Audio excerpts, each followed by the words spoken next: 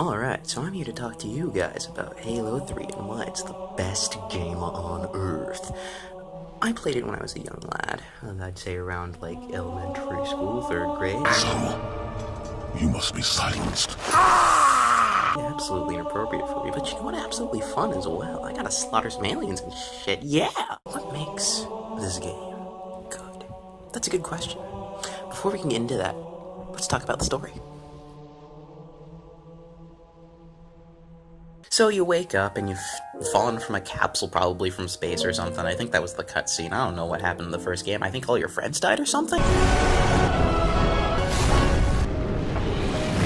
Anywho, you get out of the capsule and you find a bunch of really small people, one who's black, and you also find a really swell salamander boy, and the black guy's like, hey, go destroy all the aliens, and you're like, alright, cool, so you and your salamander boy go to destroy all the aliens. It's pretty great. Eventually zombies, and then you deal with the zombies, and that's pretty swell, all things considered. They're really nice. I think they're called the Flood. So you deal with these flombies, and eventually you, win the game.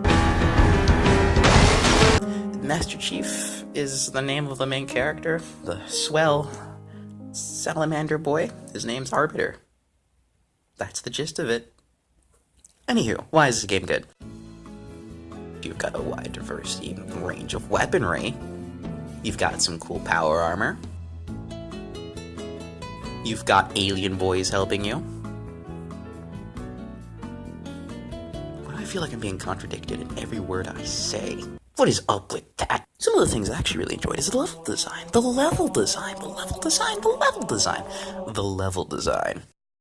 What did I like about the level? What really grasped my attention? Well, I think the biggest level that really stood out to me was a particular level where you are fighting a gigantic thing called a scarab. It looks like a four-legged spider that's robotic and has a gigantic gun on its back. A gigantic gun on its back. I mean, honestly, if you see a spider with a gigantic gun on its back, that spider's probably going to be crushed, because honestly, that gigantic gun will be far too big. That being said, you and your swell salamander boy go off and start to destroy this gigantic scarab. At first, you know, it was like, wow, I'm just fighting a real big boss enemy, who cares? But then, the biggest thing that stood out to me, you shoot it in the legs, the thing falls down, and you can get on top of it. Yeah, I understand other games did this, but this is a little different. Unlike something like Shadow of the Colossus, where you're like, I don't know, climbing up a gigantic monster creature of death that's constantly trying to shake you off, and instead of it being more like another environment, it's still an environment. Look, what I'm trying to say is, in Shadow of the Colossus, you are fighting a gigantic monster, and that's pretty much it. That's like the game, that's the level and stuff. It's great, it's wonderful. I do enjoy it. It's a really good game, 10 out of 10, really good, really wonderful. I might have been wrong about that rating scale. The thing about this particular game was that instead of it just being like, you know, a gigantic boss enemy, it actually starts to become a relatively large mobile piece of the map. I mean, it's different because it's not like, you know, something like Dishonored where ships fly in at some point. Wait. BioShock 2? BioShock 3? The one where you're in the clouds. It's steampunky. Yeah, that one.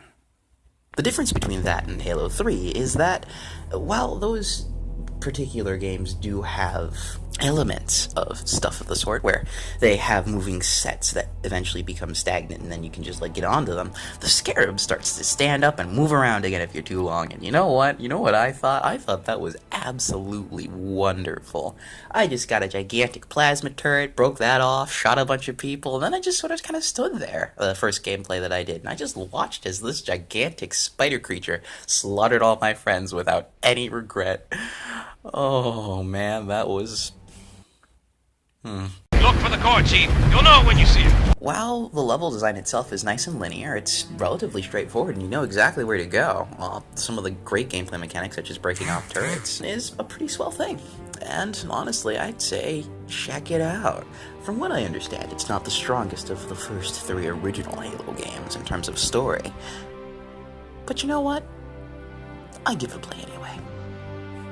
9 out of 15. Bake it in an oven. Serve it for Thanksgiving, and make sure that you don't eat too much of it because you will probably get sick.